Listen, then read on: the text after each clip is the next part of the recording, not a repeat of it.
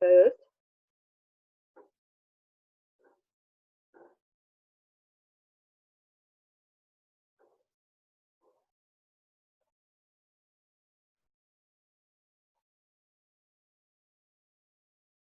Yay, I'm first. Hey! Welcome back. Who was it? Oh, Caden. Hey, Ben. Hello. We're not we Who else is on? Robin. Hey, Robin. Yeah. The Jasmine's sitting on me.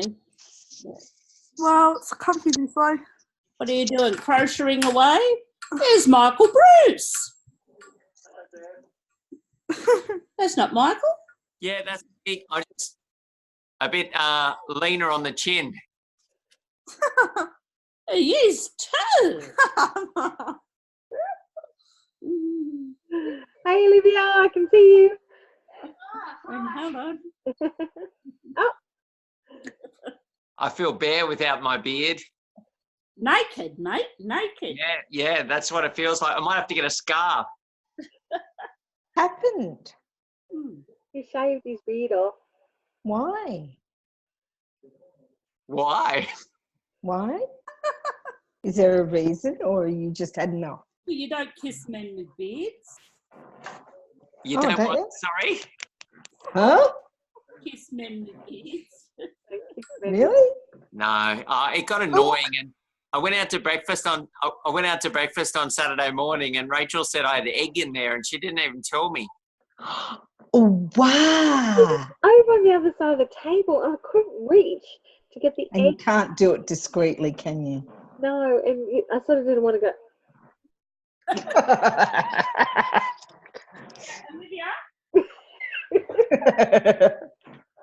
Oh, dear. I like him with about a 2 or 3 day growth on, but just getting that fuller beard. I thought I was married to Davo. Right. Oh, well, it's very exciting that good old Rod's going to be here, and I have asked him to share on business. So hold on, team. We're going forward.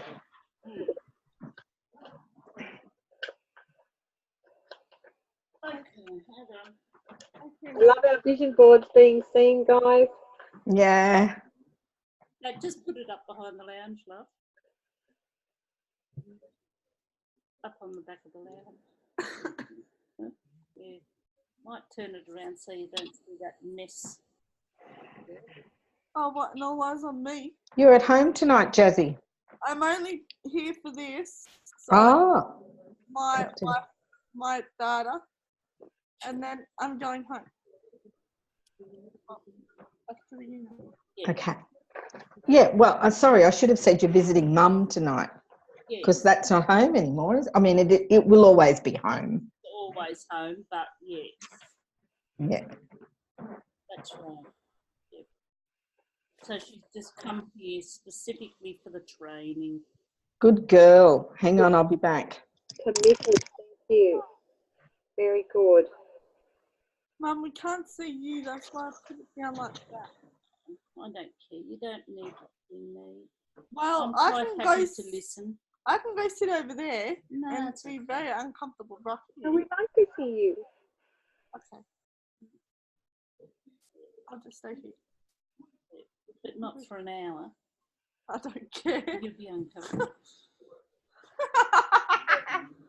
You don't fall on my head. Yes, that's why I was laughing. Yeah, I'm tired too, Rachel. Oh, so am I. I have work today and I'm exhausted. I did an overnighter, Oh, yeah. Yeah. but then I came home, put my lippy on. Now that's a winner. I could tell. Yeah, at 9. Oh, yeah? And so you're going to be so impressed with me. I also taught a flute lesson this afternoon. Oh, well done. Yes, Well done. I asked me to give a flute lesson to a young boy just to get him started. So I'm working this hard because I thought if I teach him a flute lesson on Monday, the $25 I get for doing it's going to go into my little pot of possibilities to pay for my conference, you see. So I thought, there you go. So not that I'm going to teach but I've got one who's going to fill up my pot of possibilities. So when it's time for conference, Mark and I will be ready with finance to go. Yeah. There you go. What a blessing. I just had a great idea myself. Yep, just get a little hustle on the side and put it away. That's the plan. My work money that I get every Monday is going to go towards. How much is I've that? got well, the money I get every Monday can go to it too. And mine?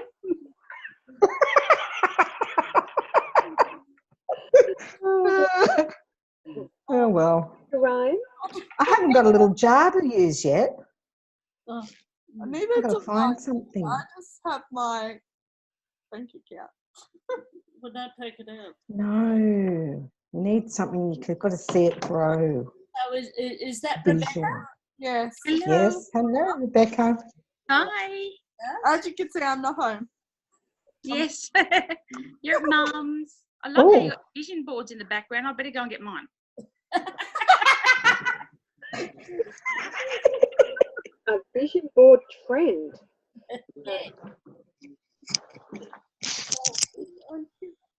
What are you doing, Robin? You can hear me, but I just moved it along a bit so hear me you could see it. We had our Tuesday smoothie event, our monthly event, and then we went on to doing our Well vision done, board, Beck. our why, and some goals. So, and I think I might not have put it in our group. I'll put up the Eric Worre training that we listened to, so you can have a listen, Jean. Okay.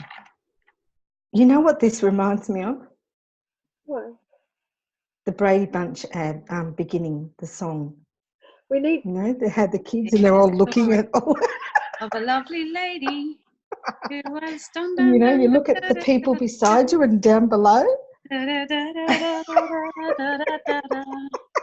That's the way that we became the Brady Bunch.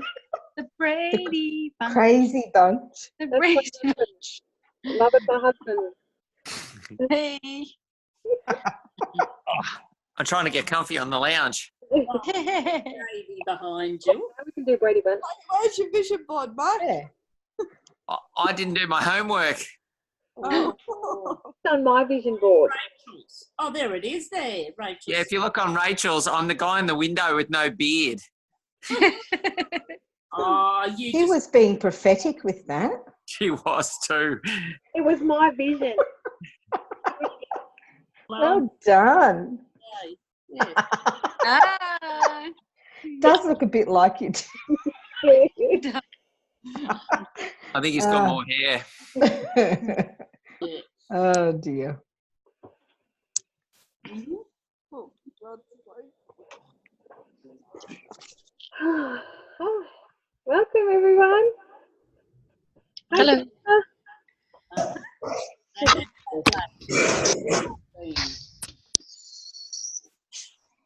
This is exciting. Siren at conference. I can't remember. I can't quite hear. Are you talking to me? Yes. Did you go to the conference? Oh, it's like cutting in and out. Can't hear you, Bev. That's okay. I won't talk. Could see Yes. you were talking. So were you asking where I was from? No, did you go to conference? Oh, I did. Yes, I did. Oh, well, I was there too. All right. Yes. We were sitting for the main part over on the very first table on the left-hand side, right up the front. We were on the right. Oh, right. He's gone. Oh, there he is. He's moved. Welcome, Rod. Hey, I didn't know it was a video call. Are you in bed, Rod? No, not at all. I spent all day today at the beauty salon getting ready for tonight. Like, Oh, that is so wonderful. oh my gosh. I'm going to go to my office. Hang on. I think Surprise! This is a I spent video call. thousands today I getting think myself it ready. was an audio call, and he was laying on his bed, ready to. No, it was not. No. No, Oh, yeah, it we was. know. There we go. Sorry about Here's hubby. Hello. Hi. that. Hey, Right. hey, Hello, Julia, my name Brian, is- how you doing? Hello. How are you? Hello. Good. Hello. I'm now in my office. Oh, that's good. You Not my made it. bed. Good, Rachel. I only asked Rod because I know one time you did a call with Sharon Whiteman, and I think it was from your bed. It was. It was on my bed. That's true. I've listened to that call many times, and I still get a chuckle. Yeah. If I turn it that way, is it better? Yes. I don't know. Is it? Okay, hang on. Yeah, it's bigger on the Give me a screen. second to set myself up here.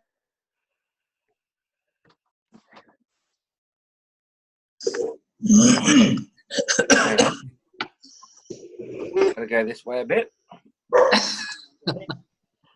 You've gone sideways, Rachel. Yeah. No, that's Beck. That's Beck. That's my twin sister. If you haven't worked that out.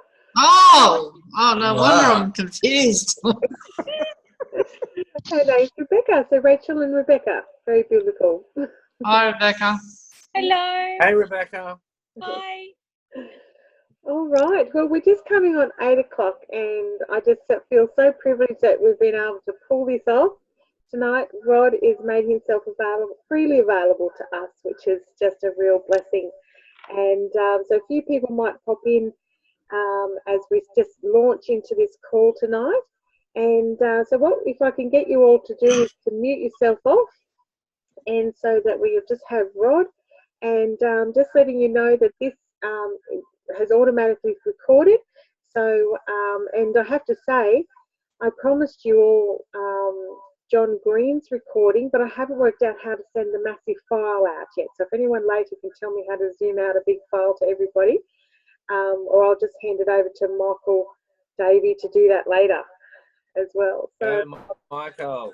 there's a lot of my technical problems. So, all right, so I've got most of you muted out now, and what we'll do is I'll get underway. So I'd just like to welcome Rod Gilchrist, who is one of Mannatech, I think it's Australia's only Platinum Presidential, and he joined Mannatech in 1998 and is a multiple major award winner.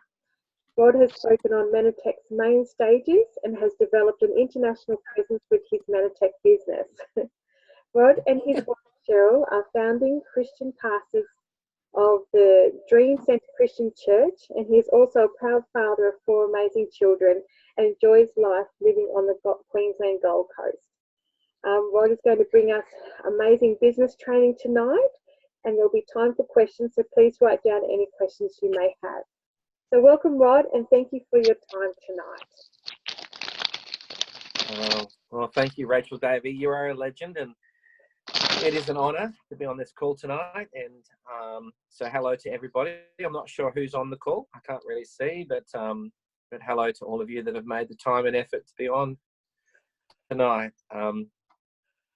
So there's a lot of things I could say. I'm a preacher, so yeah, I could keep you here for days. So I'll just try to, I suppose, minimise some things tonight that I think are important in our current Mannatech climate. And of course, I'm a 20-year veteran of Mannatech, and actually got an award the other day. It arrived in the mail, a little plaque. It was all beautiful, and as being a 20-year founding member of Mannatech in Australasia. So that's been a wonderful achievement for us. But of course, one of our mottos in church and life is the best is yet to come. So it's good to have some history behind you. It's great that the company's got some history behind it, and we have some great products, and we have a great plan, and we have some great people. So while all of that's great, I think pretty much everybody on the call tonight is all looking at, so how does it work for me now, and what can I do today? And of course, we're going to have some questions, and I'll do my best to answer them after this. But I've often said the greatest thing that I ever did with Mannatech was say yeah, and I nearly said no. I was opposed to this type of style of marketing. So pharmaceutical position may be negative, but I was, I suppose, I wouldn't say smart enough. I suppose I was just led enough to get involved with the company, and I'm so glad that I have, and it's been a wonderful blessing. And I think truly, if it wasn't for Mannatech, I would probably be dead twice, because I had a very bad staphylococcus infection in 1999 that put me in hospital, and they rang my wife and said that I wouldn't last the night, and that came as a result of a cricket injury. I wouldn't say even an injury. It wasn't even a worthy injury. I was wearing my cricket pads. I had a mozzie bite in my ankle that spread through my body and went systemic. Hi, Estelle. Bless you, sweetie. So so that was me. I found myself in hospital on the verge of death, a tub of ambrotose and a lot of prayer from some great people saved my life. So I'm very grateful for that. And then back in 2005, I was diagnosed with some lung cancer, and that just came as a result of, I think, so much. Yeah, just Rod, can you hear me? So I'm looking down, but I can't see anybody else. So not Yeah. sure what's going on. Rod, you're breaking up a little bit. Is anyone else experiencing that? Yeah. So can you go out and stand on your front veranda on your left foot and just see if you can get some better reception there, Rod? So you want me to go back to the bedroom and lie in bed? Is that what you want? Is that it worked last time with Sharon Whiteman, right? So I'm just gonna go and do that for you, Rachel. So where's the best reception in your house? I have no good reception in my house. I think it may be good in here. So just give me a second. And all right. Is that better? Hello, can everybody hear me? Is that clearer? Yes. It only just started to break apart. Hang on a minute. So now I've got to hold it up while in bed. So this is really embarrassing now. Is that better? At this stage, I look like an Oompa Loompa, like my chin's gone. No, maybe lie on the side. Lay it on Cheryl's pillow. Yeah, hang on. I'm going to do this a bit better than. I'm going to turn the light on in the room for starters. Cheryl's gone out. She's out there in the kitchen doing something. All right, this is great leadership. I am your illustrious leader, and I can't even get signal. All right, so hang on. I'm just going to work on this. I can't believe. Well, welcome to my bedroom. This is my humble abode. Right. All right, is that better? Okay. At this stage, it's streaming beautifully. Oh, and you're talking about the cricket, the mozzie bite in your cricket pad. Yeah.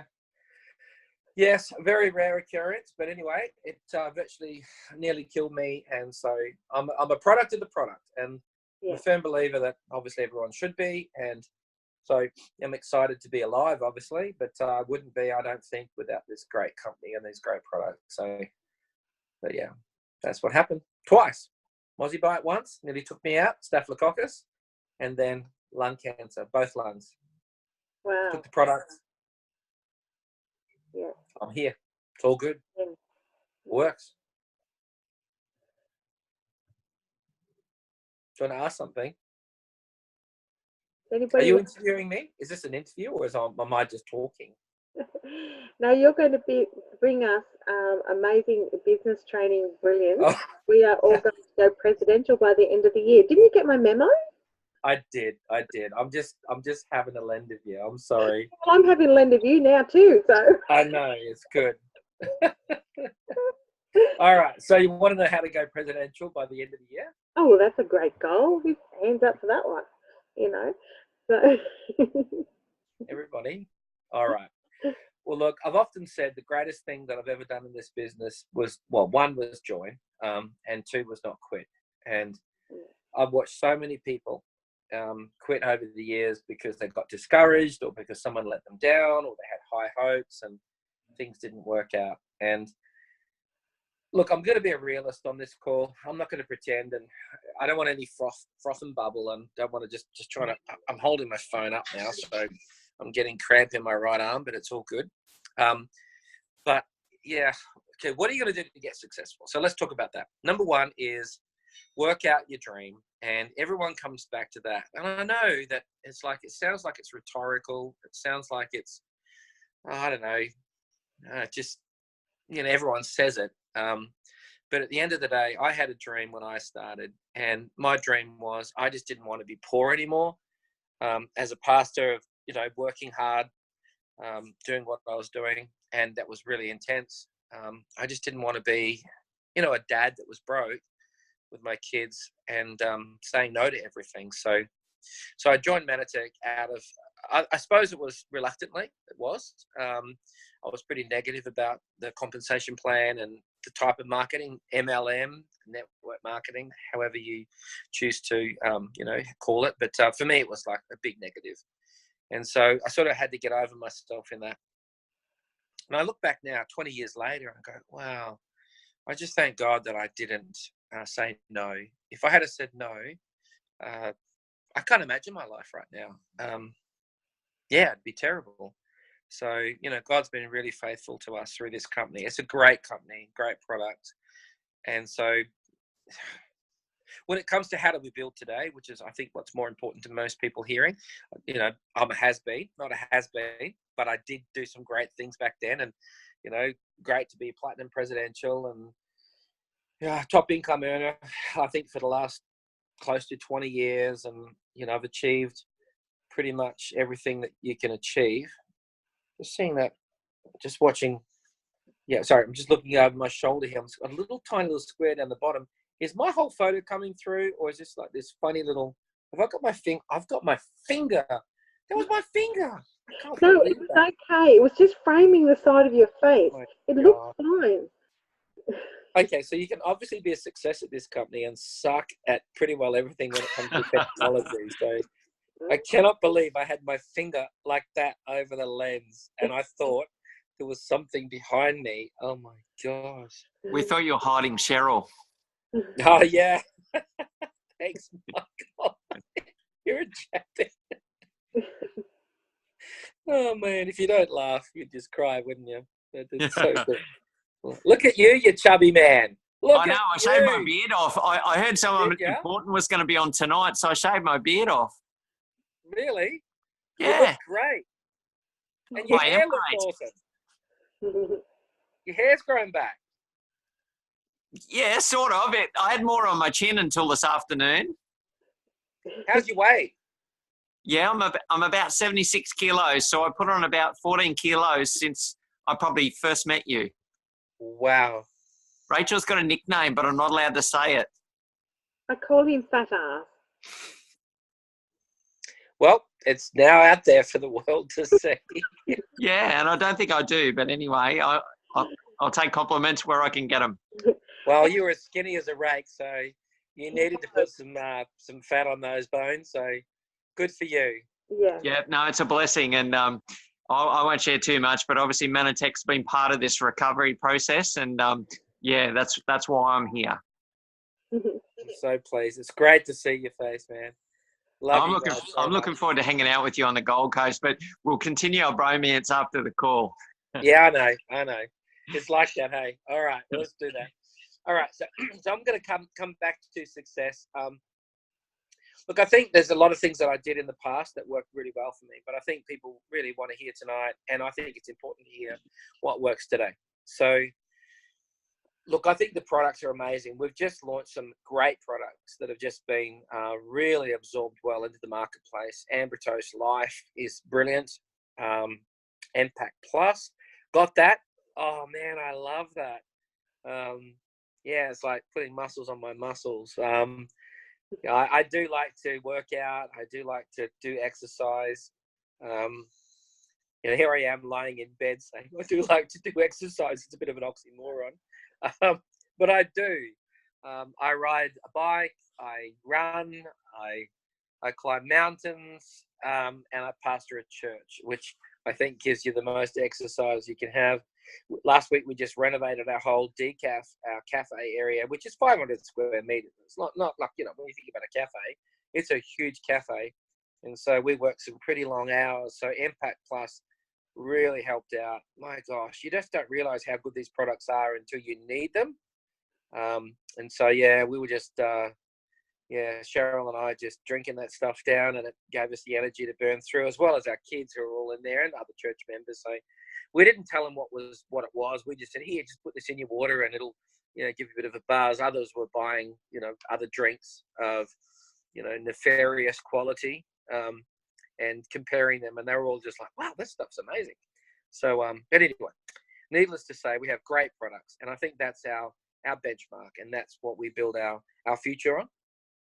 But the thing that I really want to come back to is the fact that I never quit, and I've seen so many people quit when things get tough, and that's sad, because I think if you just stay around long enough, success will catch you up. And I think the greatest thing that I ever did was just stay consistent to my dream. And I didn't want to quit. I've never quit at anything. I've been a pastor for 30 years, married for 33 years. I've been, you know, a dad to 4 kids, and been in Mannatech for 20 years. And I think the greatest success anybody can have is just sticking. There's something about sticking that's just amazing. And success will catch you up if you can just get sticky. It's a bit like Velcro, you know.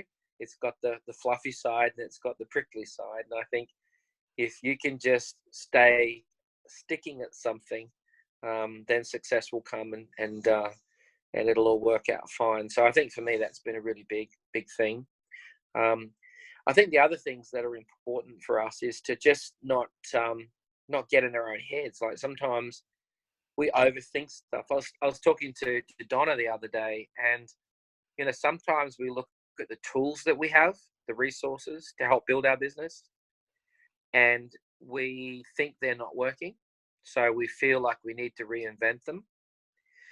And I just come back to the Bible, like, you know, it's 2,000 plus years old, up to 6,000 years old, and it still works today like it has always done. It's the truth. It will always be the truth, and you can't reinvent, you know, what works and what's good and what's truthful.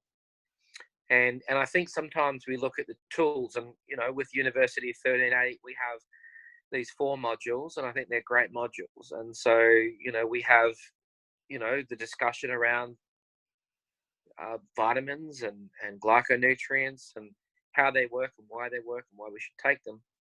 And I think everybody should watch these modules. And so what generally happens is people try them, they send them to, you know, 10 people, 20 people, they get various responses. And then they quit. They're like, oh no, it didn't work. You know, someone stayed on it for a month and then they gave up and they quit, or they didn't like it. And I think they're looking, everybody's always looking for the next best. And to me, that's the biggest trap in this industry. So given that, you know, I've been in Mannatech for 20 years, and I built Mannatech's previous systems and spent untold money developing videos and animations and websites and lead capture pages and autoresponders and Facebook stuff, everything, social media. I did all of that. I was very good at it. And everybody tried stuff, and then it worked or it didn't work. And so they're then looking for the next best. And I've always been an advocate of, look, just stick with what you've got. The problem is that people are generally, you know, ill-informed. People just don't know the truth. People are dumb. You know, I don't say that to be disrespectful to people, but people are generally dumb. The world in which you live, when it comes to glyconutrients, our technology, our plan and our potential and the dream and the financial rewards, they're dumb. And our job is to undumb them. Like, we have to undumb them, because they don't know what they don't know, and it's what they don't know about what they don't know that's causing them to fail. So we have to give them information, and we have the most powerful information. And I actually think module 1, when we talk about Dr. Funk and the creation of vitamins and talking about glyconutrition and the new field of nutritional supplements and the biochemical journal, a biochemistry journal on biochemistry and also glyconutrients and glycobiology. I think they're the most powerful tools that we can deliver to people. And so I just think you just got to get the tools that we have out to as many people as you can, as fast as you can. The more people you can talk to, the better it will be. And so my history is this. When I joined the company, it was just me. I couldn't tell anybody in my church because I vowed not to. So I didn't have a warm market. All I had was cold market. And the only guy that I knew that would even be interested was my next door neighbor. And he was the local Presbyterian pastor. And so here we've got a Pentecostal pastor and a Presbyterian pastor. And he was a cyclist. He loved to cycle. So my product arrived. I was so excited to get my box. And back in those days, we had limited products, but one of them was sport. And so I went over and spoke to Glenn and knocked on his door. I said, Glenn, I've got this great product. It's called Sport. It's awesome. He said, what does it do? I said, well, it's about sport. It's a bit like, the castle, Marbo. It's about Marbo. It's about the vibe. It's Yvonne Goolagong. It's just the vibe. It's about the vibe, And so I'm just like, I don't know. All I know is it's called Sport, and it's apparently really good for people that do sport, and you do sport. So give it a go. Anyway, the story is really funny because he started taking the product and then he entered the Gold Coast Masters cycling competition. And I think it was about a week later, he rang me at the office and said, Rod, panicking. My secretary said, there's a guy on the phone panicking and he needs to talk to you. So that wasn't unusual for me. So anyway, they patched Glenn through and he had won a silver medal in a pursuit race a road race. And he said, am I going to get drug tested? I mean, what have you given me? Is this like steroids? I'm going to get busted. And I said, I don't know. He said, they're asking for a urine sample. I said, well, I don't know. Just give him a urine sample. We'll see what happens. Anyway, his urine came through fine and he won a silver medal. Anyway, he told people at his local cycling club that this stuff was amazing. And they told other people who told other people. So, my exposure to Mannatech was just talking to people. I just found people that I thought needed the product. And he lived next door. And so I told him that, take the product. And then I just spoke to everybody. And I don't think anything's changed. I think while social media has become a phenomenon and everybody's trying everything on social media, they're all working on groups and they've got Facebook pages. And there's nothing wrong with that, please. I don't mean to be disrespectful for those that are good at it, but go for it. But I'm just a big believer in just talking to people. People cannot resist a smile. They can't resist you being positive about you, your life, your testimony, your story. Tell your story. Just give them an opportunity to try the product. And I've always believed in seed time and harvest. The Bible talks about that in Genesis, seed time and harvest. Just give them a seed. So just try it. You've got nothing to lose. Give it a go. And I'll follow you up in a couple of days. See how you're feeling. See what you think. So always have plenty of samples. And I love the fact that, whether it's GI Pro Balance or whether it be, Slim Sticks that we have with, the Impact Plus now and others that we have in Slim Stick, just give it to people and let them try it and then talk to them afterwards, ask them, how did you feel? What happened to you? And so I think, the products are amazing. They're standalone. So excited about that. But when it comes to business, and just sort of shift gears here, I think everybody's in the business to help people, of course, but unless we're making money, it's something that's going to be difficult for us. So we need to look at the money-making side of things. And with the compensation plan and with the recent adjustments, I think we need to learn to just work with the plan as it is. And I know you've had great training on the plan, but just work with the plan. You need to maximize the plan. You need to make sure that you're getting, the business development bonus, your AQ bonus, your AQ team bonus. You need to make sure that you've got people positioned in the right way, customers, associates. And, you know, if people are earning more than they're spending, they'll keep buying the products. People will buy the products anyway. I've got 117,000 people in my business. So I have people that buy the products without making any money. They just know that if they don't take the products, you know, it may not go well for them. So, you know, I've got people buying products, and that's great. And, you know, I thank God for that. That's a great residual income. But when you are initially in the business, you don't want to make money. So you need to work the plan as it is, and get the people that you can into your team. So, so that's good about the business side of things. So, what I'd like to say about motivation is this, that it's not going to be the easiest journey, because people are going to reject you. People are going to say no. People are going to let you down.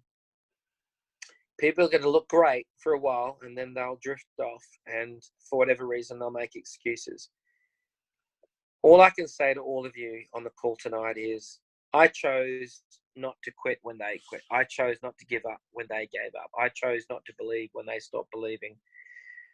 And for everyone that I lost, I replaced that person with another new person, and new people, and continued to go on. And I believed in my dream. And my dream was this, that, you know, as a pastor of a church, time poor, earning about a quarter of what I was earning in the secular world, I chose not to let my family down, and wanted to give them the best life that I could, and also be able to earn enough income to continue to do what I'm doing now, which I love. I love pastoring, and it keeps me busy, really busy, and I love it. But I couldn't do it if it wasn't for Mannatech. So, you know, I get to do what I love to do, doing what I love to do. And what I love to do is Mannatech, and what I love to do is help people. But that then reflects into my ability to work in church, which is my dream, and to help people. So, you know, I just think sometimes we just need to, you know, man up or woman up and get tough skin, and just realize that, you know, this business, like any business, is not easy. My wife and I, we had to drive down to Tweed Heads today to visit somebody who was in trouble. And for us, it's about a 40-minute drive. And we made the time to go down there and help them. And when we were driving home together, we were just like thinking about tonight's call. And I was talking to Cheryl, and I said, you know, what a privilege we have.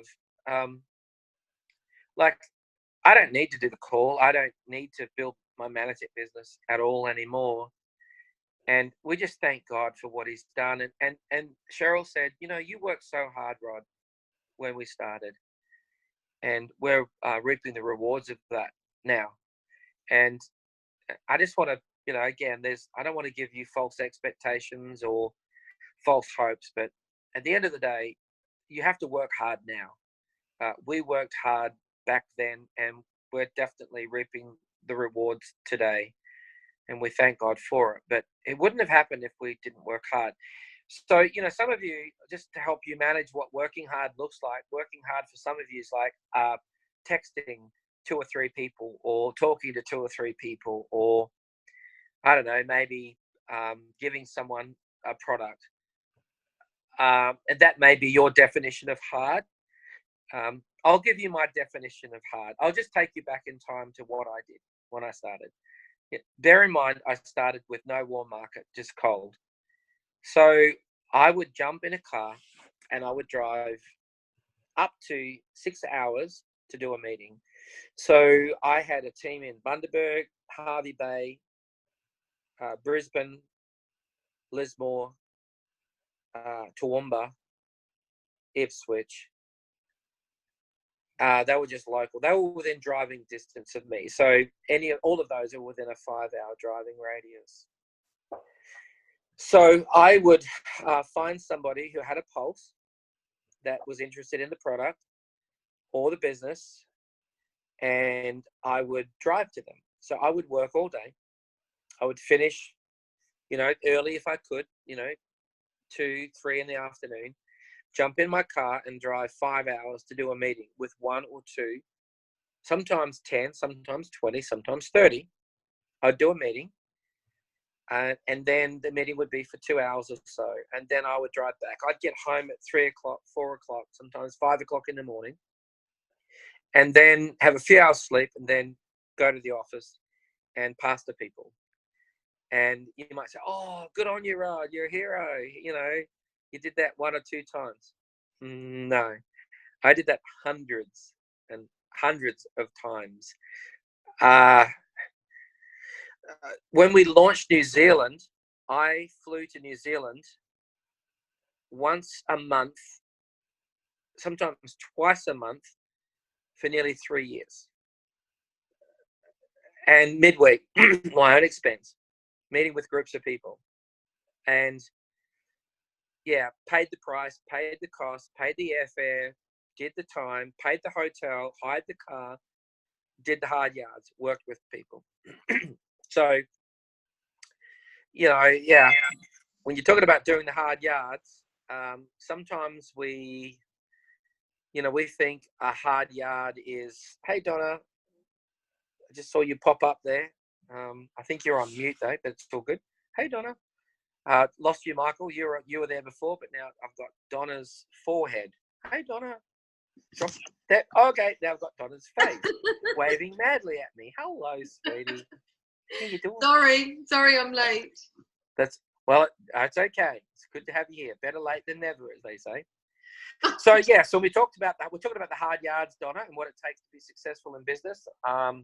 And I was just talking about driving, 5 hours to do a meeting, and then doing a meeting and driving 5 hours back, and getting on the road, getting out there, and just telling people what we have. And we have the most compelling story. We have amazing products that actually work, that have a money back guarantee. We have a great compensation plan that works brilliantly if you work it according to how it's meant to be worked. We have a great heritage, great history. We've got, a company that's supported from a 25-year heritage. It's NASDAQ listed. It's got a great potential, great future, great leaders, and everything about it is phenomenal. So I think most people, they live in a dream world. They think they're just going to talk to, half a dozen people and everything's going to go fine. Someone's going to join up and they're going to make $1 million. It doesn't often work like that.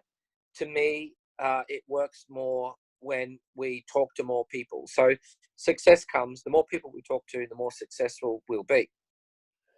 So, there's hard work involved. So Rod, hello, Rachel. Hello. Oh, hello. Just with the statistics, in network marketing, they're saying that an excellent enroller can do 3 out of 10 associates, and beginner ones can get no associates out of 10, or 1, 2, and 3 as you develop your skills in recruiting. Would you say that during your time on the road that was the statistics for you? Well, okay, I'll give you the stats. When we launched New Zealand, and bear in mind, I launched New Zealand. I helped launch United Kingdom and Europe. I was there in Korea when Korea launched for 8 weeks. I have done 3 tours of duty of South Africa. So when we look at our global market, Australia, yes, obviously, New Zealand, UK, Europe, and South Africa. So I think I speak with some authority when it comes to international markets and time spent in the field, like in the trenches doing this. So when it came to New Zealand, to answer that question, I knew nobody in New Zealand. So what I did was I developed a database, and I made a list of 1,350 people on my database. Name, email, mobile phone number. And what I did was I contacted these people and I sent them information about Mannatech. I then set up an answering machine that could filter their responses when they rang back to the number that I gave them. Well, out of those 1,350 people, I probably had 40 to 50 people ringing that number, abusing me. Like it was tough. Like people were just like hard on me, and I had to deal with that. And you're going to get people that are going to reject you. They're going to reject your message. And you know, people don't know what they don't know until they know it. And so, you know, ignorance is not bliss. So, you know, we're dealing with new information into people's lives, and they can only, I suppose, filter it through what they do know. So you have to sort of be prepared for the hard knocks of people, and people just, you know, being people. But out of those 1,350 people, Rachel, I had 13 positive responses. That's it, 13. That's less than your, you know, 3 out of 10, right? That was it. So those 13 people I contacted. I rang them back, talked to them, and I said, I'll jump on a plane. And I said, if you're prepared to listen to me, I'll jump on a plane and talk to you. So that showed my commitment to them. And all 13 of them said, if you fly over here, we'll talk to you. So I met with them. We started to hold meetings. And this was before we'd officially launched. So from those 13 people, within a period of months, I enrolled close to 6,000 people. So I went over there to tell them that the company was great, which it was, and to get their belief. So I'm a firm believer. I'm a real belly to belly guy, like face to face. Like, I love social media. Don't get me wrong. I think social media should be your fallback position. I think anything on social media, anything that's, you know, online, should be, you know, your basically, you know, your secondary position. I think your number one position in this company should be talk to people, you know, because you don't know the person that you talk to, you don't know who they know. And we talk about leverage all the time in this business. And the greatest thing about leverage is you don't know who people know. So if you talk to a person, they might have a massive database. And so you want to leverage that database by helping them. So on the flip side of helping one person could be 1,000. And that's what I did in New Zealand. 13 people led to thousands and thousands and thousands. And so I developed, I think, close to, a dozen presidential leaders in New Zealand in a very short space of time. So, okay, so fast forward a bit. I then went to Korea, and I spent some time in Korea. I learned to speak a little bit of Korean. Annyeonghaseyo. That's about all I know. I think it says, hello, Rachel. I don't know much Korean, but I went over there in a culture that I didn't know, stayed at an Ibis hotel, and for 8 weeks, I worked 24 hours a day, literally 24 hours a day. The Koreans are insatiable. I was staying in an apartment, and they would just knock on the door day and night. And we just kept talking to people. You know, you just got to just keep going through the same process. Talk about the products, talk about the technology, talk about the opportunity. But more importantly, the biggest key to this business is talk about what matters to the person you're talking to. Ask them their dream. What do they want? How do they feel? And always use terminology. And I did this, whether it be in Korea, South Africa, Europe, through Germany, through Switzerland, through the United Kingdom. Everywhere I went, I would say to them, how would it make you feel if I could help you earn an extra $1,000 a month? How would you feel about that? What would you do with it? And if you could just take it out of, you know, numbers being numbers in boxes and products being products in bottles or sachets, take it into feelings. What would it mean to you? How would that help you? What would you do with it? I was talking to Donna the other day. I'm not a lotto buyer because I'm not a guy that's sort of into that. But you know, recently there was, and I think it was a Powerball $80 million lotto draw. I think it was probably a month or so ago, and one winner won it. It was a lady from New South Wales. I think she was a healthcare worker in her 40s. And she won like $80 million. I think it might have been 80 or 60. But anyway, I was like, just say $80 million. Like, what are you going to do with $80 million? I mean, that's ridiculous. And the second prize winners, there was 15 second prize winners. And they all won like $30-something thousand. And half of them are now in counselling for depression and anxiety, and you know, they're trying to deal with the fact we had 8 numbers or whatever it was, 7 numbers, but didn't pick the Powerball, and now we're depressed because we only won $35,000 and we could have won a share of 80 million, and they're all like, you know, wanting to jump off cliffs, you know, and do themselves in, which is ridiculous in itself. But anyway, the point is this, that people buy lotto tickets because they've already spent it. So, okay, let's say there was a $5 million lotto draw on tomorrow night, and I said to you, you've got a chance of winning it. Well, then you'd lie in bed tonight. All of us would lie in bed tonight. $5 million. Okay, all right.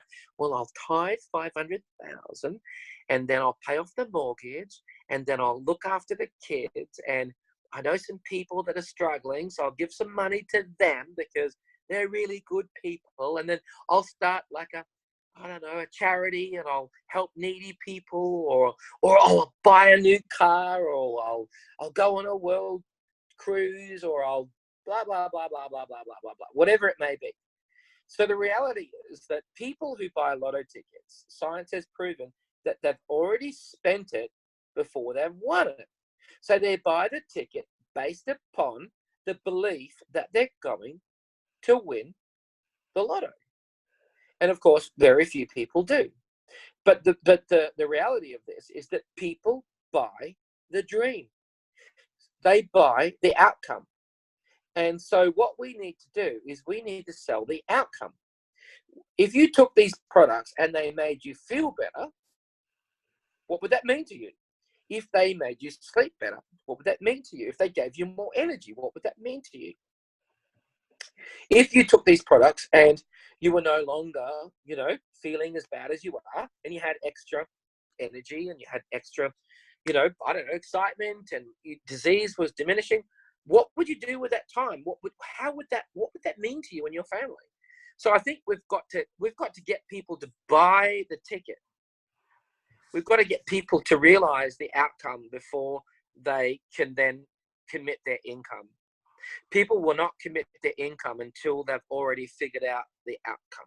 And so if we try to sell something to them without them realizing the benefit before they buy, all we're doing is selling them something that to them is unaffordable and overpriced and not worth it. But you know what? They've proven, science has proven, that if let's say there's an $80 million jackpot lotto, instead of people buying a $5 ticket, they'll invest in a $100 ticket. They'll go buy a systems coupon. It might cost them $200 or $300. Why? Because they're maximizing their chances to win, because they have a reality that the reward would be worth the extra investment. It's psychology. So if that works, and every one of us is wired the same way. So, you know, whether you buy lotto tickets or not, it's irrelevant. The psychology of how our brain is wired is exactly the same. We have to sell the dream of what does it look like on the other side of a win for you. And the other side of a win for you might be your health. The other side of a win might be an extra $500 a month, extra $1,000 a month. It could be a 6-figure income. What would it mean to you to have a 6-figure income? If I could help you in the next 2 to 5 years get a 6-figure income where you could retire, you could give up the job. Ask the question, do you like the job that you're in? No. Tell me why. How does it feel to go to work every day doing that job? Always come back to the word feel. How does it feel? How does it feel? People respond to life based upon feelings. We're sensual beings. We have our 5 senses, you know, smell, taste, touch, hearing, and feel. So, you know, we have, I've just lost people, but I'm just going to continue on. I've lost you, Rachel. Hello, back again. So we're all sensual beings. You know, we connect with our world through our senses and our emotions. And I think that if we connect with our senses and our emotions, if that's the way we're designed to operate, let's build our business through touching people in a way that they will understand, which is through senses and emotions. So how would it feel? What would it look like? What would it look like for you? Again, what would it feel like, but what would it look like for you? What would it look like for you and your family if you had an extra $1,000 a week? What would it look like if if you had more energy? What would it look like if you could spend more time with your children? What would it look like if you could take an annual holiday? How would it feel if you could take your family on a cruise, every year? How would it look like for you and your family if you won an incentive up to Cairns? Or what would it look like if you could come to America with us for the American, international convention, in the next few months? What would it look like? How would it feel? And I think if you can get people to be central, what would it look like? What would it feel like? How would it affect you? I think they're the key things. And I think I've done that my whole life in Mannatech. I've just put people into positions that they've had to think about them differently. They've had to think about their life and circumstances differently. And so I would just steer away from baffling people with information. I think that in our business, we can get so caught up. It's such an information-rich business, and we have access to such amazing resources. I would advise everybody to stick to the basics. Just go to the 4 modules in University 13A, supplement that with the most minimal information that you can provide a person. Don't boggle them with too many details, and then bring your business back to face-to-face, talking with people. If you see someone struggling, you see someone at a shop, they don't look happy. I've done this so many times in my career. You don't look happy. What's up? Oh, no, I'm fine. Do you enjoy your job? No. Why don't you like your job? Well, my boss is blah, blah, blah. I'm working for minimum wage. I don't have enough hours. And just say, I could help you. How would you feel if I could help you earn the income that you're earning now and more without having to put in the effort you're putting in right now? How would that make you feel? They go, that would make me feel fantastic. Oh, here's my card. And don't even use a card. I'm going low tech right now. Sometimes having a business card can be daunting because someone feels like you're prospecting them. They feel like you actually went to talk to them to give them a business card. Maybe just don't have a business card. Just say, look, I don't have business cards for this. My business is amazing. I've got a great business. I'm just going to write down, here's my mobile number. Here's my email address. Give me your mobile number. Can we just write it on a piece of paper? Write it on the back of a docket. Grab a piece of paper, whatever. I just think that if we can just connect with people and give people a reason to listen to us, and then let the tools do the work. You don't need to know everything. Just let the tools do the work. And I think what we have to be focusing on more than anything is that incredibly smiling face that says we're happy about our life, which immediately makes people want to talk to us, and then say, I think I can help you. I think I can help you with your health. I think I can help you with your finances. I think I can help you with your job. And then come back to, I could help you feel better. I could show you some things. I could help you see some things that could change your life. And I think just keep it sensual, keep it emotive, keep it emotional. Help people understand that what you're going to say next is important. Always leave the takeaway, like leave the number, but to say, when you get in contact with me, I'm going to show you some things that are going to blow your mind. Yeah. They're going to be like, what?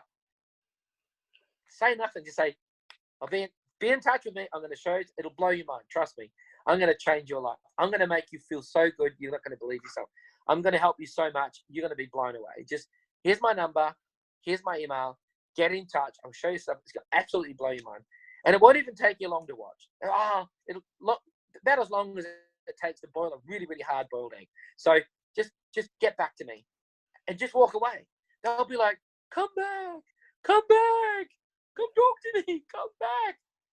They'll want to talk to you. So you've got to set yourself up for success and set them up for wanting more. So always leave the takeaway. Always keep it emotive. Always keep it about feelings, and success will come. And then if it's online, do the same thing online. Don't give them too much online. Just always tell them, private message, I can't give you too much. Talk to me. I'm going to show you something. It'll blow your mind. I love that term, blow your mind. It's just so cool.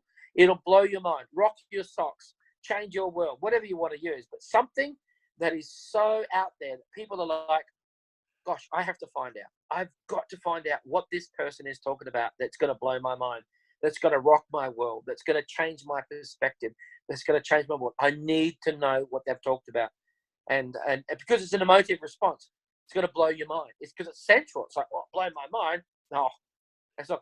I have to find out because I've had my mind blown many times. You're not going to blow my mind. But now something inside of me wants to find out what it is. So I'm going to ask you. Yeah. And Rod, you know, for your 20 years with Mannatech as a founding member, you have accumulated your knowledge or the summation of the way to recruit, pitch, share the simplicity of the knowledge in those 4 modules. And am I correct assuming that that's where you've nailed it all down, going, this is the way to do it? Look, in 20 years, if I had to land a plane somewhere, that's where I landed the plane. I think, and I've done so many things in Mannatech, I think they're my best work ever. Yeah. Yeah. So it's all accumulated there. So we really need to strengthen our use of the 4 modules. Absolutely. Yeah. Jean, did you have a question? Oh, can you hear me? I've just unmuted you. I can. Put your hand up. Where can someone outside of your team have access to these modules, Rod? Yes, absolutely. How do I get it? Just email me, private message me, and I'll send them to you. Or Rachel will get them to you. Yeah. Okay, thank you. Jean's upline is in the States, so she's joined my team just to have the training and connection. So, and Jean's been with Mannatech for 20 years as well. So, hey, Jean. Well, God bless you, sweetie. So we're both 20-year veterans. The one thing about our team, and I love the fact that, you know, we've got some great people on this team, you know, Rachel, of course, and, you know, Donna, and I know that Julia and Brian Corradetti and others are on this team. We're not precious about being precious. I think for us, we're all about people. We love people. We love what we do. So anything that we have to any team will be shared freely without, without, you know, any catch. If we can help people, we will. So yeah, we'll send it to you for sure. Thank you. Very good. And Rod, you made mention on the leadership group that you're going to talk on the 3 C's of communication, compassion coupled with commitment. Yeah. Did you want to just expand on that a little bit for us? Okay, the 3 C's. I think that look at the greatest leader of life, Jesus. He came to communicate. He came to speak. So if you don't speak, people don't learn. So communication is critical. Get out there, talk to people. Even if you don't know what you're saying something's better than saying nothing. So communication is critical. It's also communication with people that are already, you know, part of your team. Keep communicating, keep talking with them. But I think just talking to everybody, I think we just need to be out there telling the story. Tell your story. So communication. Commitment is, you need to make a commitment to never quit. You know, commit to yourself, commit to your dream, commit to your team, commit to your future. And I've seen so many people have such low-level commitment. You know, they're committed to a degree. You know, I'll do this if. You know, you just got to get the liquid paper out and get rid of the if. I will do this. Just, I will do this if. No, I will do this. I will do this. No if, no but, no maybe, I'll do it. And I think I'm a testament of that. And other leaders in my team that are successful are a testament of that. I'm going to do this no matter what. And this will be successful. So I think commitment is so important. And the last C was what, Rachel? I can't see because I had my notes in the other room. Yeah, in my desk. Compassion coupled with commitment. Compassion. Oh my gosh. Talk about compassion. I love this business. I love people. How can we not tell people about this? I mean, gosh. Yeah, as I said, I'd be dead without these products. So I've lost count of how many thousands of people would probably be in the same place. what a privilege we have. And with M5M, we get to help all these kids. And, I coined the phrase M5M and developed the logo for M5M and did all of that back in the day. And so proud of, my involvement with the M5M Foundation and what's happening. So I go to bed every night. I always talk about the feel good. Like, feel good yourself. Like, it's great to feel good, like physically and emotionally and energetically. So I feel good about me feeling good, but then I also feel good about the fact that I'm helping other people feel good. So that's the second feel good. I feel good. So that's great. But then if that's just you, then that's superficial. So I feel good about helping other people feel good. So all of you on the call tonight and other people. So that's a wonderful thing. But I also feel good at a third level because every time someone buys a product, it helps a child in need. So that's that third level of feel good. You go to bed at night and you feel good, and you feel good about helping other people feel good. And then you feel good about helping other people feel good and also helping children that can't help themselves feel good. And so there's that feel good. And then you sleep well at night because, wow, I'm making a difference. And that is that, words can't really express how good that feels. So, yeah, but it feels good. Yeah, thank you. It is so amazing. And I was just the other day walking up the main street. I didn't have much time, and a gentleman came along, and I'd known him at a meeting, and we greeted each other, and I just said, how's your lovely lady? And I didn't know that she had a cancer journey. And so he said, oh, she's just been cleared with this. And so then all of a sudden he shared all of this, which, by the way I asked, sounded like I knew that this was the journey they were having. And anyway, so because I was under time pressure, I just stopped and quickly said, look, I need to sleep better tonight. And I'm just going to tell you something that is scientifically researched that I know that I've shared with this. And I said, we have a product that can support your wife's cells at an underlying level while all the other stuff is going on. And I'm more than happy to meet with you to talk about the products, the science, and your yes will be yes and your no will be no. And that's all fine. And I just know that I needed to let you know so that I sleep well tonight, knowing that I didn't let you get away without knowing this. And he was so open, and he's going to talk to his wife, and hopefully he'll get in contact. So again, it's that compassion that can come up, and the commitment to actually sharing the message, and also to connect with them at a level that's truthful, honest, and coming from a place of authenticity. So yeah, it's all of that. Just talk to everybody. Like I had a guy come to repair my car this afternoon, and my roof lining at the back of my car had sagged so badly I couldn't see out the rear window. I don't know, I just gave way. So this guy came out to repair my roof lining, and it was all hot and sweaty as it is in Queensland at the moment. Had a bit of rain, so a little bit of humidity. And this guy worked for like an hour, and he was dripping with sweat because he had to pull the whole roof lining off to repair it. And I bought him out of water, and he was so grateful. His name was Jesse. He was so grateful. Like, he'd come from Brisbane, so he'd driven an hour to come down. And then I came back inside, and I thought, why didn't I put Impact in that? Impact Plus. I mean, hello? Duh. So anyway, I waited for half an hour. I knew he'd be thirsty again. And so the next one, I put Impact Plus in it. Took it out there, and I said, oh, hi, Jesse. Here's another one, but this has got a product called Impact Plus in it. He goes, what's that? So, but, this guy was like, what are you giving me? Like, is this like, have you put, drugs in there or something? And I said, no, this is a great health product. I said, I take it all the time, and it's going to replace you, because he was dripping. I said, replace your electrolytes. It's going to give you energy. It's like, better than Red Bull or a V without all the sugar hit. It's going to be brilliant.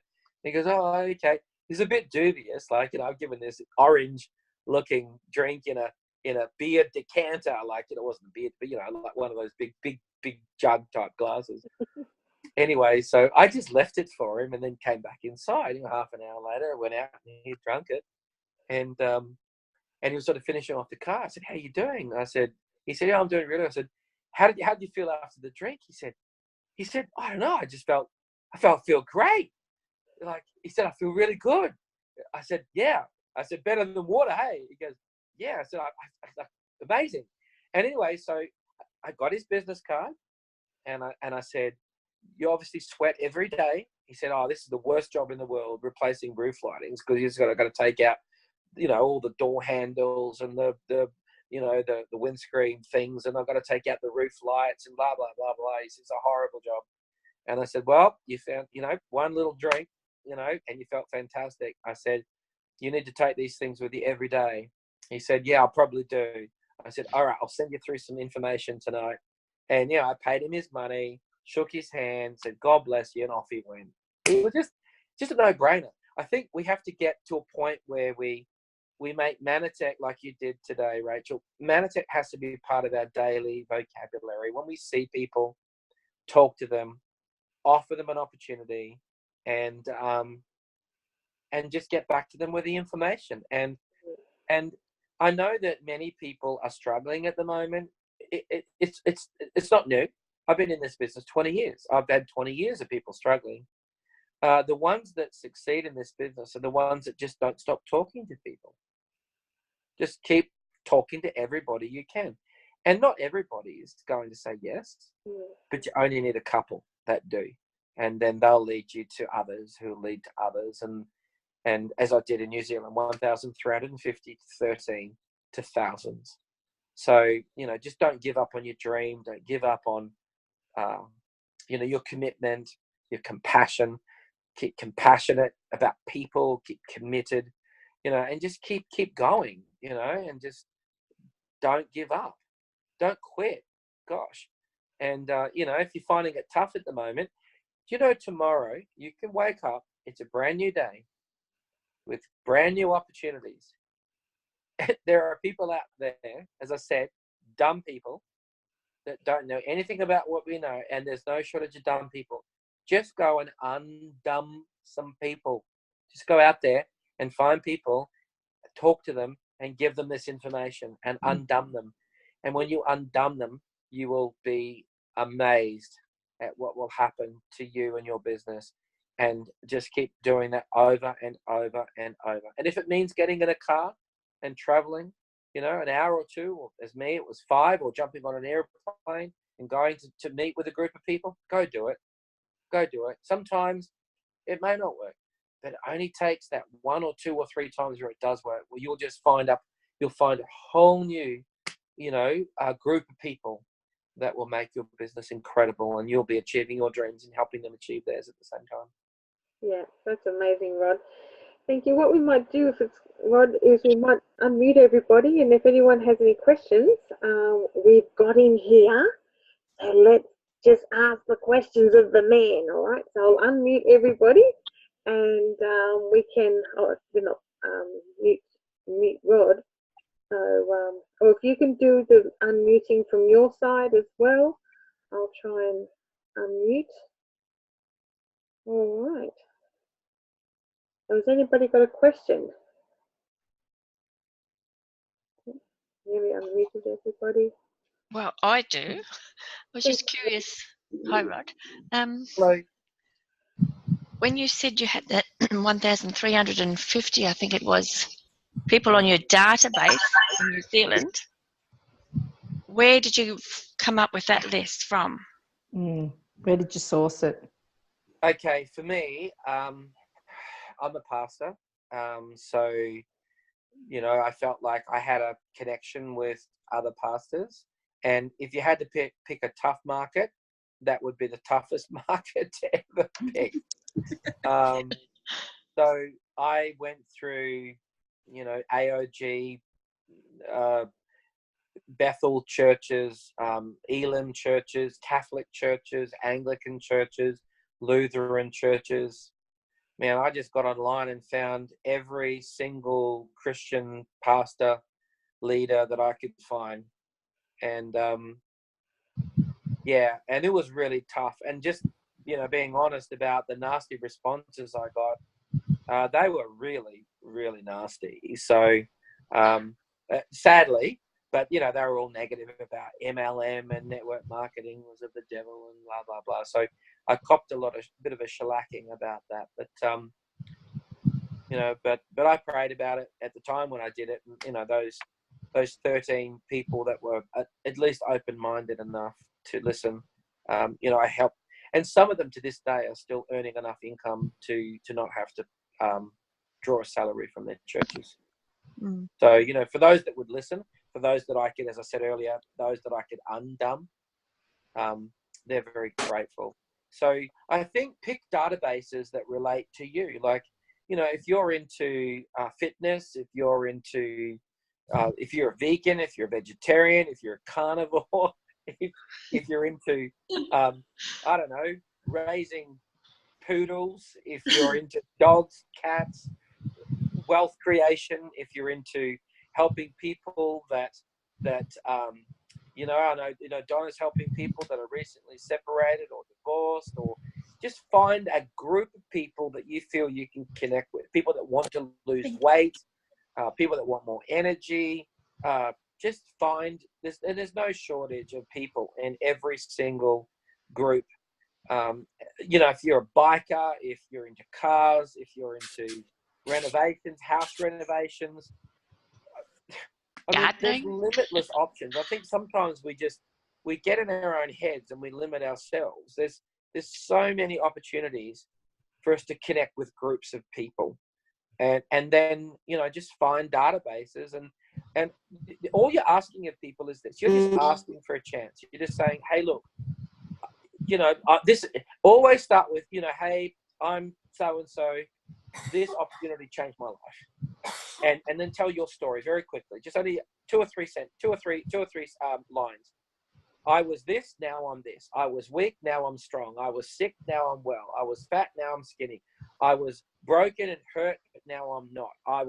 I had no answers, now I do. You know, I was struggling, now I'm not.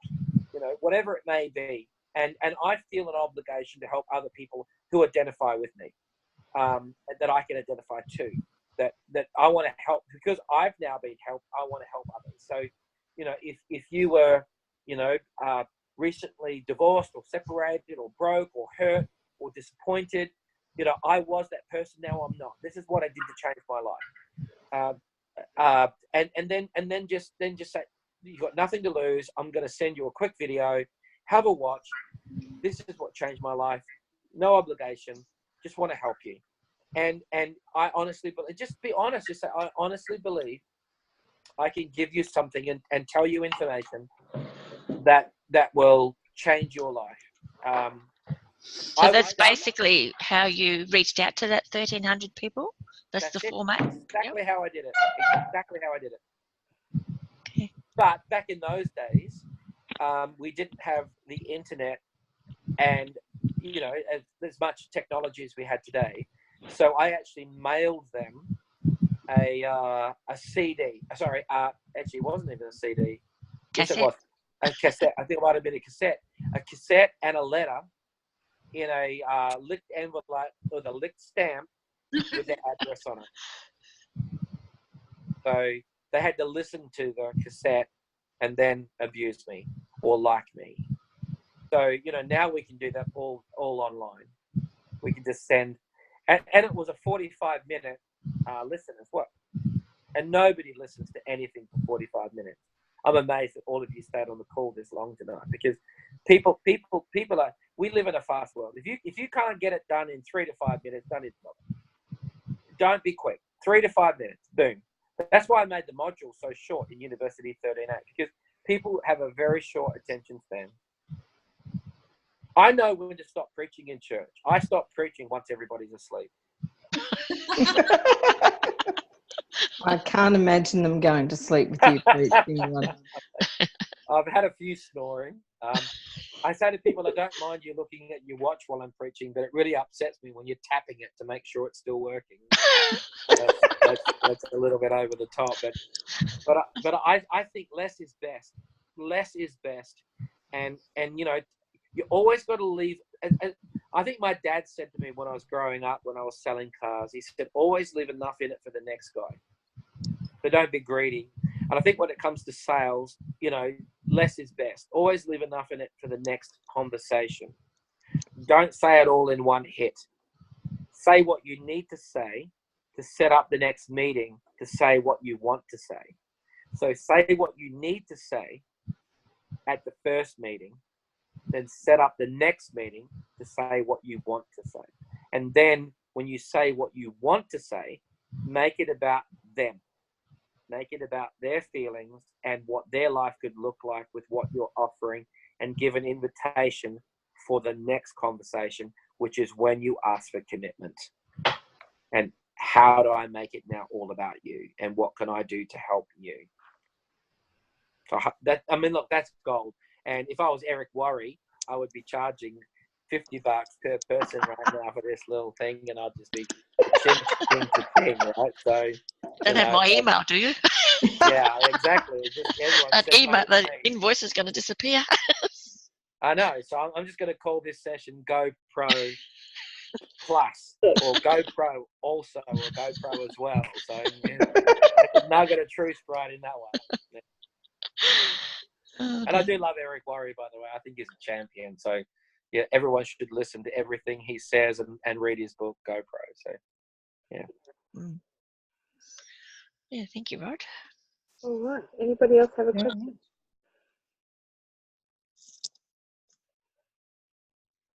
I have a question. Can I ask you a question? Yeah. Can I ask everybody? What did they like best about tonight's call? Okay. Well, let's hear from Estelle. Can you share what you like best about tonight's call?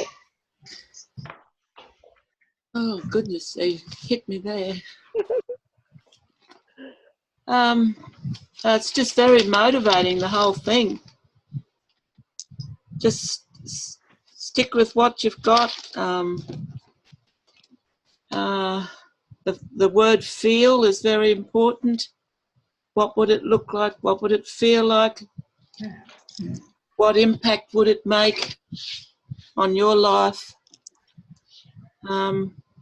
Yeah. That's good, Estelle. That's a good summary. Yeah. I'll go with that. You're a champion. I liked, Rod, when you said about when people reject you and let you down, that you chose not to quit when they quit. Motivated you to work harder. Yeah. Good. Yeah. I've got a little poem that says, "Don't quit." I've had it on my shelf ever since I started Mannatech. So we've been in it 18 years and I've never quit. So that's something. Yeah. Good for you. Good for you, sweetie. Yeah. Soldier on. Help me to help you. That's it, Brian. You're the man. Yeah. You're the man. You've got the heart of the samurai, buddy. Yes. Yeah. We're going to get there. You will. You're doing it. Proud of you guys. Undisputably. We're champions, of course. Absolutely. Thanks to What you. other way is there? You know what? If the only thing you did in this business, truly, was to give this product or help someone get this product that saved their life, what more could you ask for? That's right. Yeah, absolutely. That's it, right? Yeah. And if you're going to buy the product and it's going to save a child's life, yeah, you know, everything else is a bonus, right? Yeah. Everything else is a bonus. Yeah. So purpose-filled purpose. That's it. Yeah. It's very purposeful, you know, and like I like what you said about talking about what you liked, and of course you know me, Rod. I'm very M5M driven. Yes. Stop it, Brian. Gosh. Anyway, and you said, you know, because, you know, I'd like to interview you too and have a bit of an interview going for my group. And you had the communication, commitment. I've got a rabbit in the fridge, rabbiting around. Stay focused. Commitment. Rabbits are illegal in Queensland. Compassion. Yeah. Oh, yeah. Yeah, we know $44,000 fine. That's good. And I think it's amazing how uncommitted people are. You know, like they're not really committed to themselves. They're not committed to their health. They're not committed to their business. They're not committed to any of their goals, and they need to be more committed. So, because they can't expect things to evolve by themselves, something has to be there to make the glue, you know, to glue it all together, and it's commitment. It's just like being in a marriage. There has to be some form of commitment. So, yeah, no, it's good. And the other thing is how you said the 3 layers of feeling good. You have, you know, how can you not tell people about this if you've had a feel-good experience with Mannatech and a product? Well, you're compelled to go and tell someone about it. Exactly. And then you help other people feel good about themselves, and then lastly, you know that you're going to have the children feeling good as well, and that's just so huge. So thanks for that, Rod. That was really lovely. No, I think that's a real major factor in caring is the feeling. The whole society is based on feeling. But it's almost like a selfish point of view in a sense, because we all want to feel good, and we have a feel-good concept that we can give them about this product, making them feel good. You know, encourage them to be successful in life themselves. So to feel good is a key to success, for sure. I totally agree with that, yeah. Makes sense? Yeah, I suppose it does. True. I like the fact, Rod, how you said that you could see somebody in a shop, you know, shop assistant or somebody, and just give them a little bit of a tease, basically. Don't even have your business card, and then leave them wanting more. That's what struck me as something that I sort of haven't really done, that sort of thing. And keeping it simple. Stupid. Absolutely. I know we're all dummies apparently, but well, maybe we're not the dumb ones, aren't we? Is that what you said? We're not the dumb ones. Yeah, we're not the dumb ones. No, we're not. We are the undumb. But there is definitely those that are still dumb. You know, one of the things that I've found out, like in life, people often ask me, wherever I go, when I talk to people, why are you so happy? You know, what are you on? Like, you on drugs or something? And you know, I don't wake up in the morning like the Energizer Bunny, and certainly the Corradetti Bunny that's stuck in the fridge right now won't wake up like the Energizer Bunny in the morning. He's probably going to be a little bit sick. He'll be a chilled bunny in the morning, but anyway, however you want to put your rabbit in the fridge, it's all up to you. But you know, I don't wake up every day like the Energizer Bunny and bounce out of bed and go bounding around the house, and you know, that's not who I am.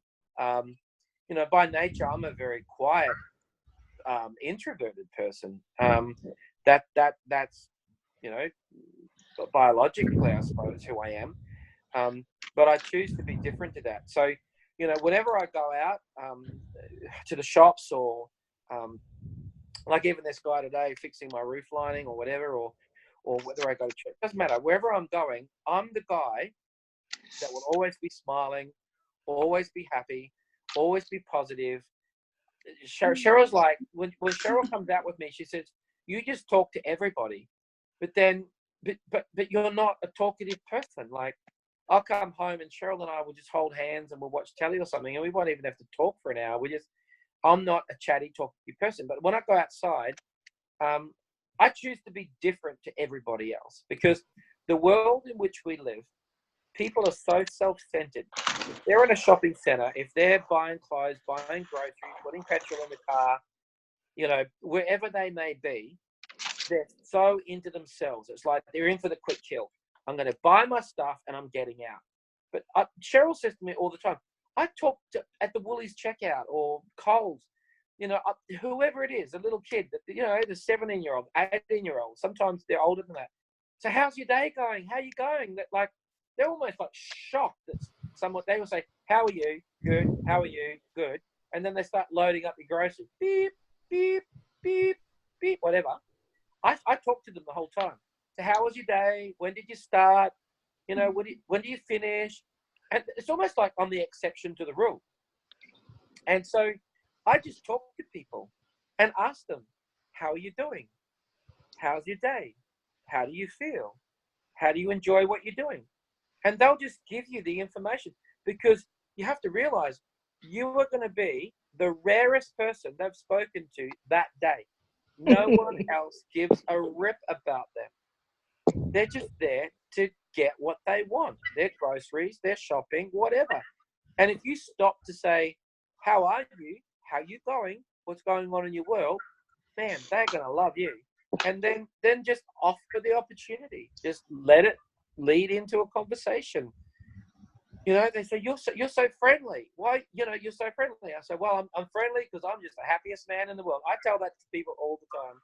I say to people, one of my number one catchphrases is, I am the happiest man in the world. People are like,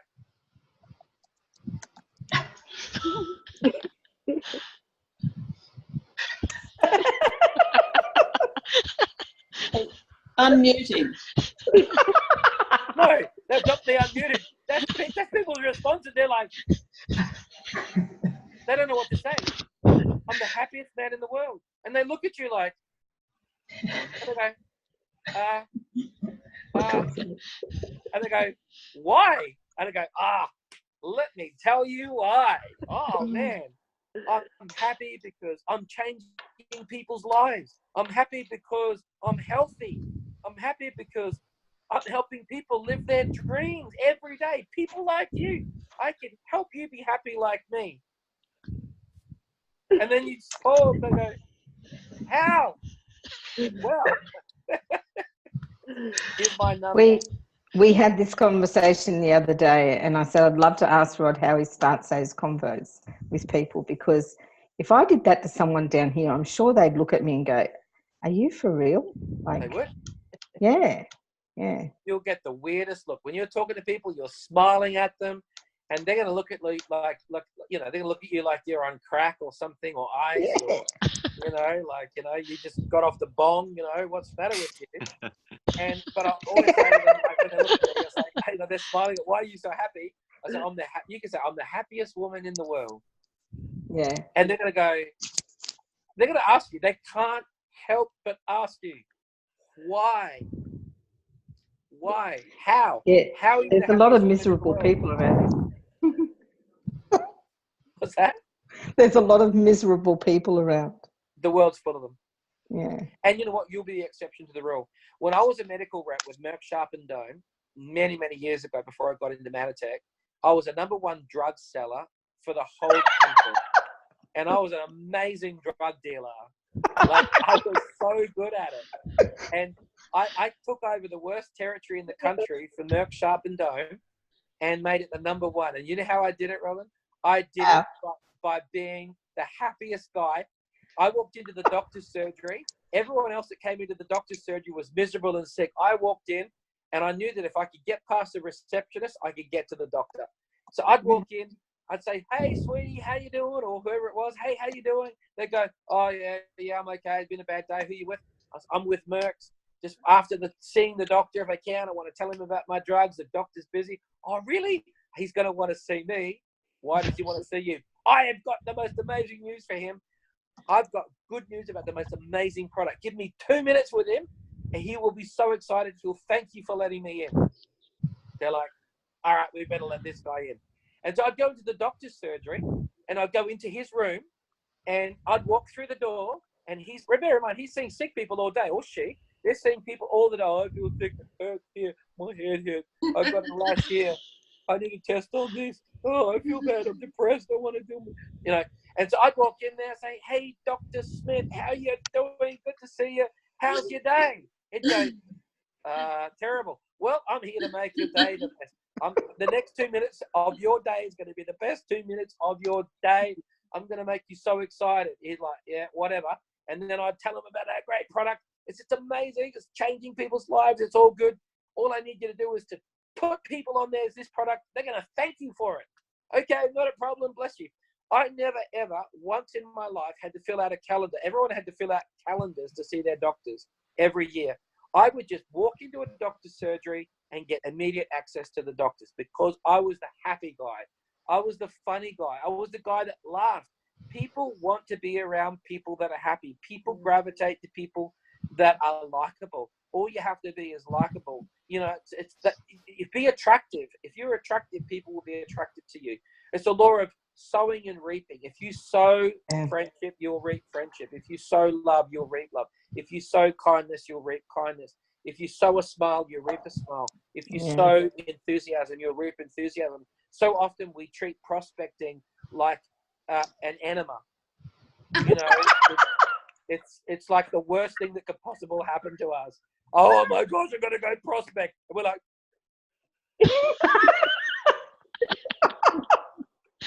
sorry for the faces, but it's like, oh my gosh, it's like we're about to go and have a suppository or an enema or a colonic irrigation or, you know, something horrible.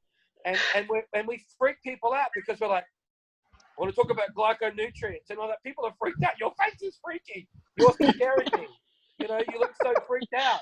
So if you walk in and you're happy and you're smiling and everything about you, your countenance is about you is just wonderful. People will open up and you'll get to talk with them, and they'll want to hear what you're saying, because, you know, they'll buy your face before they'll buy your heart. You know, lead with your face, not like Rocky Balboa, by the way. He was brilliant at leading with his face, just saying. But, you know, he was amazing. So lead with your face, lead with your joy, lead with passion, and then let it come from your heart. Be honest and sincere. When I'm moving my hand seems really big for some reason. It is very big. At the camera, I feel like I've got like the claw here, I feel like a mud crab. Anyway, so yeah, lead with your face, then lead with your heart, and then, you know, then your message will come through your heart. But it has to first be seen on your countenance, on your face, on your language, on your smile, and you know, if nobody can resist somebody who's smiling and happy and joyful and passionate, they will not resist you. You are the exception to the rule. I want to talk to you.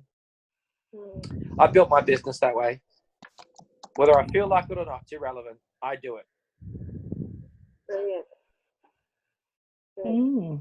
There you go. Very good. Thank you. Anybody else have a... That'll be in my next book. Haven't got the last one yet. Yeah. It's I'm working on it. Has anybody else got a standout part that they'd like to share? I missed that. I do. I think that the point that your 9-to-5 job anyway is hard work, and you don't reap the longer term rewards. So it's, you know, it's going to be hard work, but it's no harder than what you're already doing. Yeah.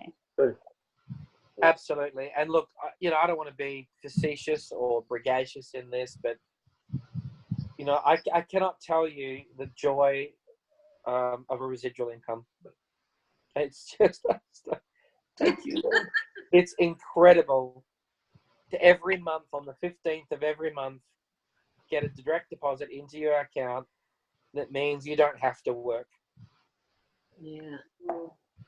And all my hard efforts that I did all those years ago are still paying off today. I probably worked harder in the first 5 years. Well, I did work hard those first 5 years. I don't really work very hard today. And I'm being honest, I don't. I just, you know, talk to people here and there and do things here and there. But, you know, just put the hard yards in early. Just man up, woman up, get the job done, talk to people, build your business, and then reap the rewards as years go forward.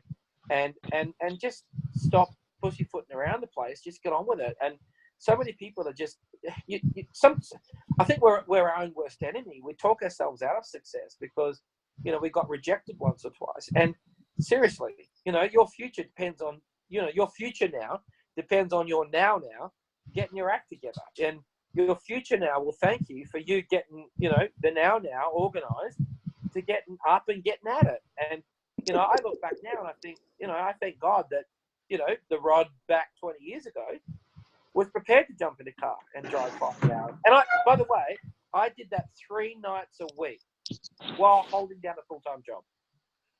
Yeah. So oh, well, he's platinum presidential, blah, blah, blah, blah, blah. But I wasn't afraid of the work. I did it. I did whatever it took, got it done. And I've reaped rewards for that, and will continue to reap the rewards for that for decades to come. So, get at it. Go now, go hard. Never been a better time than now. I think we've got the best products that we've launched in a long time right now. We've got commensurate products. We've got compounded products. We've got products that work well together. We've got products that are combination products.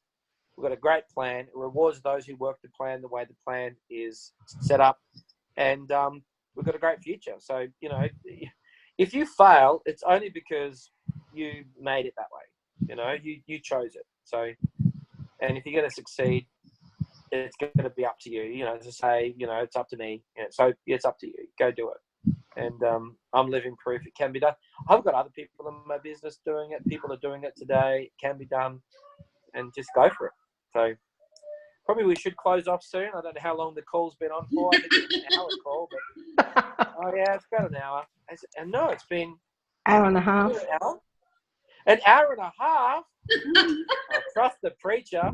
Oh, my God. That's me again. I'm sorry. I should... No. I'm closing now. My first close here. No, I'm joking. And, Rod, we were actually trying to hang on to you. So, it's sort of, I know you are... I can come back another night.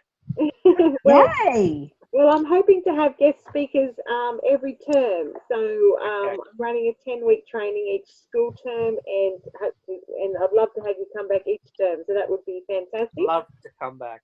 Oh, fantastic. And so in closing, I know all of you, my cheeks are actually a bit sore smiling for the whole. Keep smiling. Yes. Has anybody else got sore cheeks? Yeah. Yes. And so I think we've got some real gold to take away. My little philosophy was that if we can just get about things differently, then we've got to sell them the outcome so that they'll spend their income with us. And I just love that little quote there. So everybody, thank you for joining us on the call. You're selling into your own business by turning up and showing up. And look, no, we are part of Rod's team and Cheryl's team. That's very exciting the way we are. If anybody wants the full modules, I've got them on an A4 sheet I can attach to an email to you, so feel free to PM to me, and I will you on an A4 thing, so you can just cut and paste them whenever you like. And Rod, again, thank you so much, and everyone have a good night. Thank you. I love you all. So Thank you. you. Thank Rachel you. Davey, you are a champion. Yes, she I love is. you dearly. Thank you for hosting this call tonight, and God bless everybody. Keep smiling. Thanks, Rod. Thanks, Rod. Thank you. Thanks, Rod. Bye. Next time I'm going to be in my bed too. Yes. See you later. Good night.